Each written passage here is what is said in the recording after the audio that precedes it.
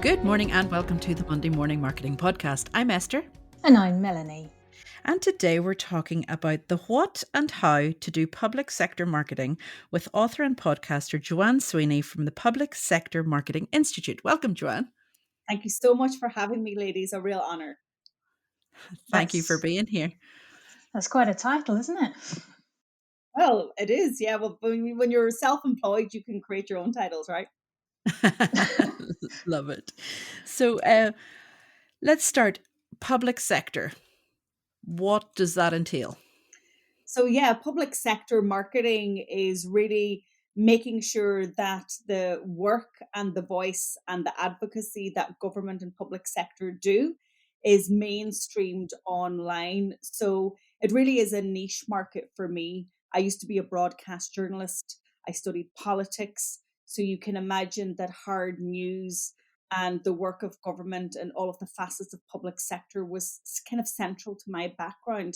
And even though I have for many years worked in private sector and working with businesses, and I absolutely loved it, I knew that I wanted to really scale my business. And as you ladies quite rightly know, when you want to scale up online, you got to niche down.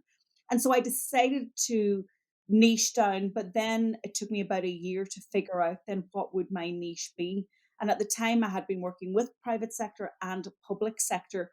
And given that both of my master's degrees, the first one in journalism and the second one in digital marketing, actually focused on policing, would you believe, both of them, and digital marketing and from a journalistic point of view, I then thought, well, you know what? That really is my specialism. I love it. I love pizza, handbags, and shoes, but I don't want to market them. And I always found that I was drawn to that hard news that goes back to my original love, which was broadcasting and journalism. And I think that the public sector need me.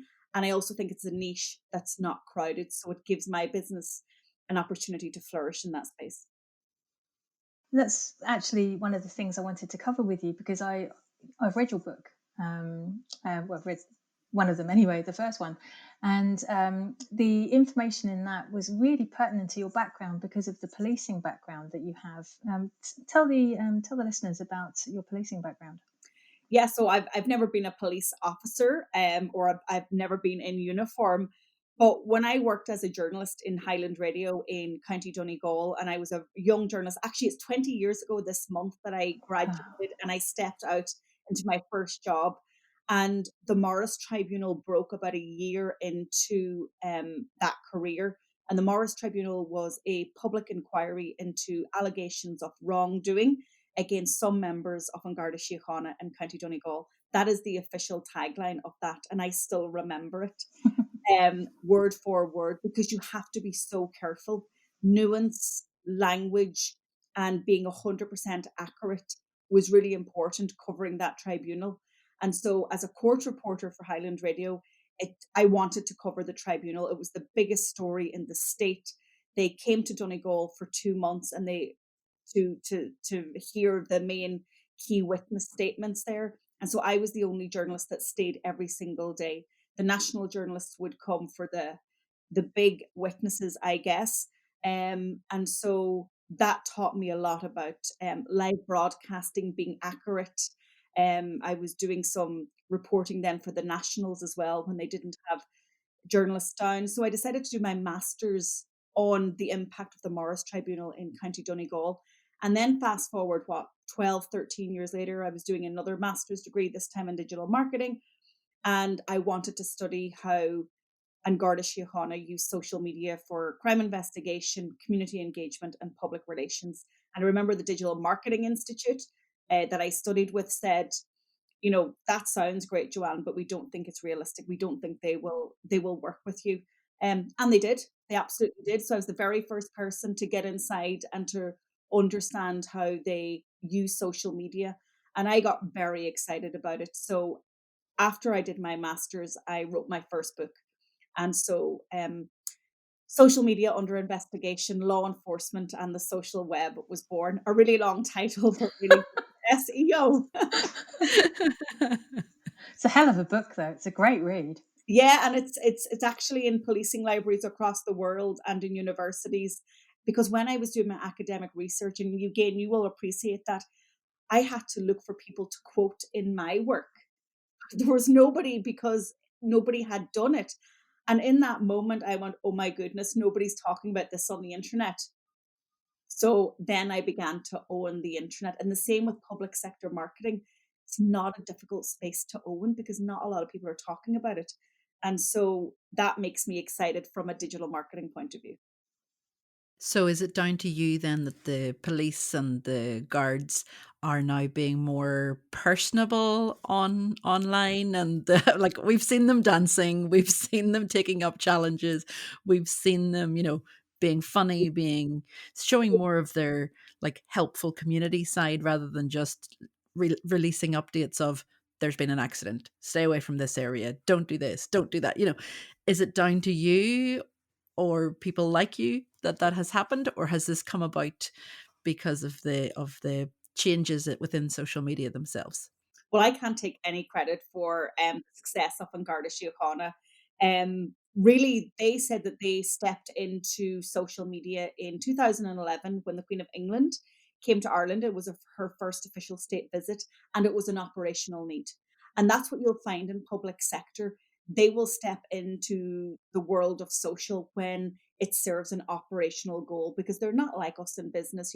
We want to be known, we want to shout about ourselves. They're very conservative and considered, and rightly so. But they knew strategically that if they were to build a massive audience and to build trust, which is the number one currency in the digital age for government and public sector, they needed to, what you just described, Esther, is show the human side of them. And that's exactly their strategy. So humanizing their people, showing that they're part of the fabric of society, and adding in humor, that is their strategic approach. So I was actually there at your inaugural public marketing summit, which was amazing. And you actually had An Garda Síochána there. They made an amazing presentation, I've got to say. And one thing I wanted to ask is, when you noticed this large gap in the market, how did you feel that you could bring these people on board? Did you already have connections with them through your journalism, or were you able to appeal in a language that they wanted to hear your message? And because you've actually quite successful now. And also another question: when did you start doing the public marketing training? So there are two great questions, Melanie, and there's lots of lessons in my experience for your listeners. And so 3 years ago, I decided to go down the road of niching. And it's almost exactly 3 years ago to that inaugural Public Sector Digital Marketing Summit that you attended and covered. Thank you.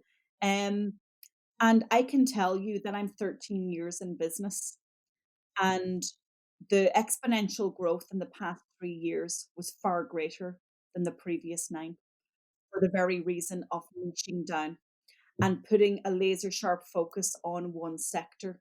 And so how I did it is, I knew I from being a journalist and working in PR and just knowing that sector all my career, I knew that a couple of things would be very important for them. Number one, they need to trust you. You need to have massive authority in your space.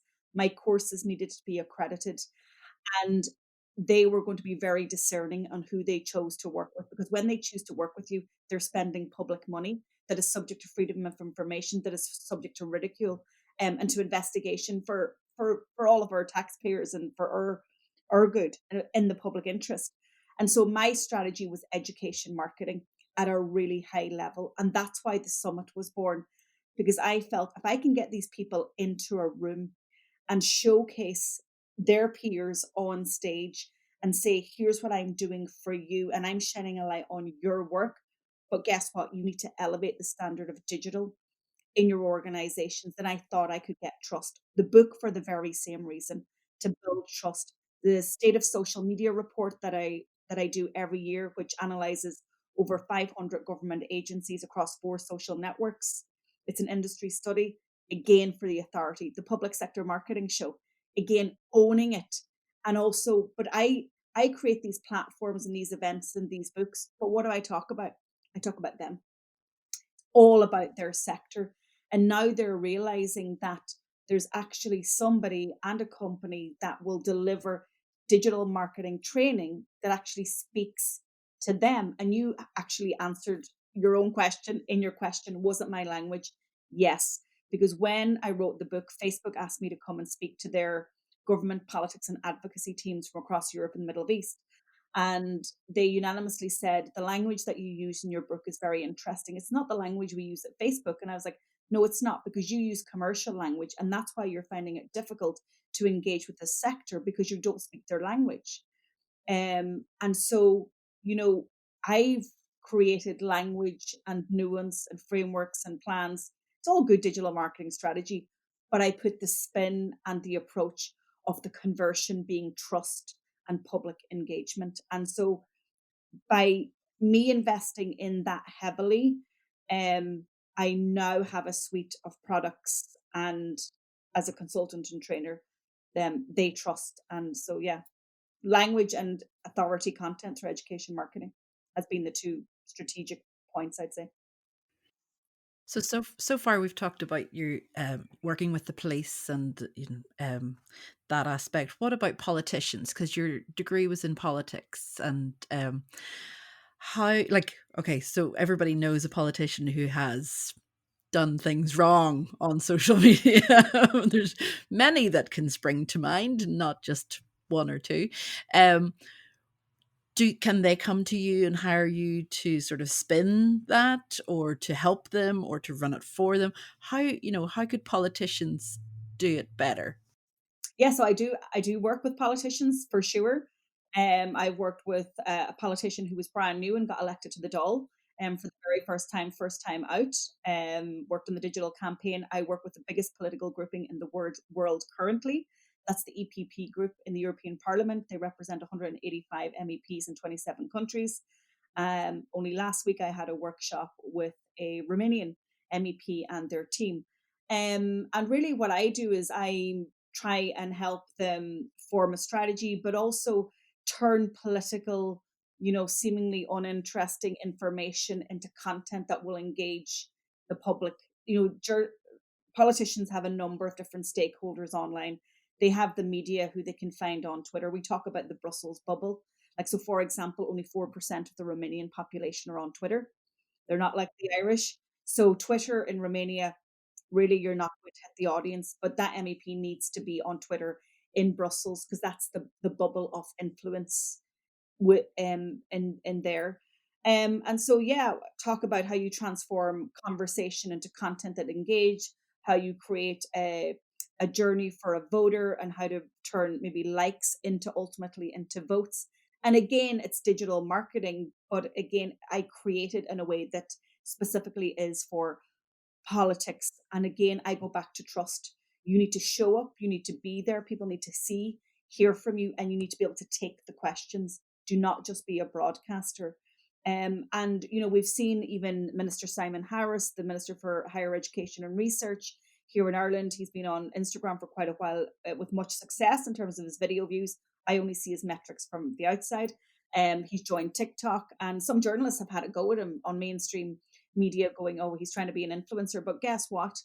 You have to be where your voters are. Businesses have to be where their customers are, and you have to be relevant. And there are more people in the world using social media than are not, and social media is mainstream. Yeah, and these tips can be used across all sectors. Like right now, we're focusing more on the public sector because it's an area that is probably really difficult to get into because of the nuances and because of the just the little details that you have to watch really, really carefully. But all of these tips of trust and authority and speaking their language, they can be used across all things. And you were talking there about making politics interesting. The same can be said about accountancy. The same can be said about a number of different areas. I'm not picking on any accountants. It's very, we love our accountants.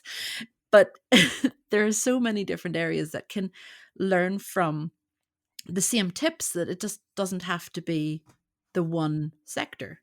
For sure, absolutely. And the secret is, as you know, it's know your audience, knows what makes them tick, and then knows what makes the audience of your client tick as well.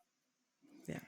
So, to the public sector marketing teams that are listening, can I ask also, can you support and train and accredit people outside of Ireland as well? Because we do have an audience in the UK and in the States as well.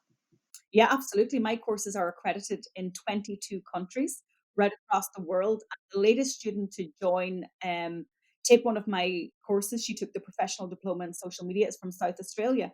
And that happened over the weekend while I was sleeping. She registered and she's now on module 2. So yeah, the internet has allowed me to scale. Um, Obviously pre-COVID, I was doing a lot of in-person training. Now my business is 100% online. It'll probably remain like that, well, the majority of it. And so, yeah, I've got public sector professionals from right across the world. Passive income as well. Yeah, for sure. So, what about like differences between the public sector here in Ireland and the UK? I mean, even within politics, it's so different between these two countries that are joined. Yeah, for sure it is. But you know what? It's actually not that different. So I was in Australia in November, December 2019 promoting my book, and I had the opportunity to deliver a series of masterclasses in Sydney, Brisbane, and Melbourne in collaboration with Public Sector Network, who are based out there. And what I was teaching was so transferable. It's so transferable. And again, I'm very fortunate. Yes, I will understand, you know, the political parties out there, how it's governed, if it's state, if it's federal, if it's local. I'll do my research. I look at the social media use in territories, in states, in countries, but it is all very, very transferable. And I think that again is I'm very lucky from that point of view. You have to do your research and you have to know the nuances, but it is transferable for sure. Mhm. So, to the people who are listening here, what kind of outcomes can you give them when they're doing these types of courses? So I'll answer that question by maybe talking about the students that have graduated from my courses and the impact that they have had. So David works in national government. Obviously, I'm not going to disclose particular information, but David works in national government, and they didn't have a social media strategy, so he joined the course to get one. Because when you do the course, you have to do an assignment, and that assignment is a social media strategy for a campaign, to introduce a new channel, or for your organization.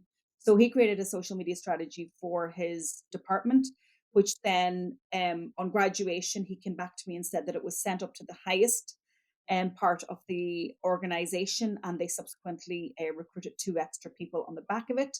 Wow. Michelle got a promotion on the back of presenting her strategy to her line managers.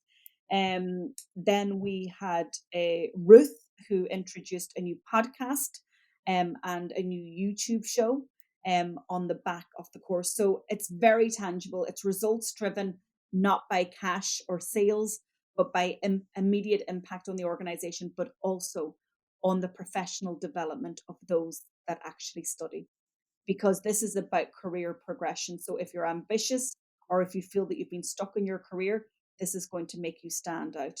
And actually, the lady who just signed up from Australia, in her email to me, she said, I'm a subcontractor to a public sector agency. I'd love to work with them full time. And I said, get this qualification. And I said, that will probably help you get the job. So yeah, because for many years, ladies, the government and public sector have outsourced social and digital, and now they're realizing that they need to insource their story. And then when it came for a time when there was new job opportunities, private sector people were getting the jobs, and those that had committed to public sector, and public sector is a vocation. You know what I mean? I went for a job once in public sector, and in the interview, the guy said, Joanne, the problem is you probably know too much. I didn't get the job, but anyway, I still get to work with public sector. But it's a real vocation for people who commit. They, you know, may not get the salary expectations of the private sector. And so they were being overlooked for jobs, but now it's time for these people to be recognized for that commitment. And what advice would you give to others who would like to get into the public sector? not just saying it because I run it, but take one of our, because this will differentiate you. There are not enough people who have the digital knowledge and skills and competencies that that sector needs. They are now also hiring and for these roles. So there are huge gaps. And COVID has fast forwarded their intention and their commitment to digital, you know, a millionfold. Google say that we've gone through a decade of transformation digitally in 12 months. And so, and also you're doing digital for public impact and for public good. So Mm. there's a real meaning behind those jobs. I can Brilliant. believe that, And actually, a decade in a year. I can Yeah. genuinely yeah. believe that. So where can people go to find your course? So go to publicsectormarketingpros.com. And even if you Google public sector marketing, I own content on Google. So you'll find me there. And of course, we're going to And be sharing your links anyway. So Thank you so yeah, much. yeah. So much. And you were telling us before we started recording that you have an event coming up. Yes, the Public Sector Digital Marketing Summit is going online for the first time. So this means that no matter where in the world you are, you can join. I've already got speakers confirmed from California, from British Columbia, from Northern Ireland, from the UK, and growing. It's a 2-day event. So go and check that out on the website as well. Brilliant. Well, thank you very much for joining us today, Joanne. It has been an absolute pleasure, an eye-opener for a lot of us as well. And it's just good to know that, you know, marketing is marketing, no matter what sector you're in. Thanks for joining us, Joanne, and we'll be back next week with more Monday Morning Marketing. Bye-bye. bye for now.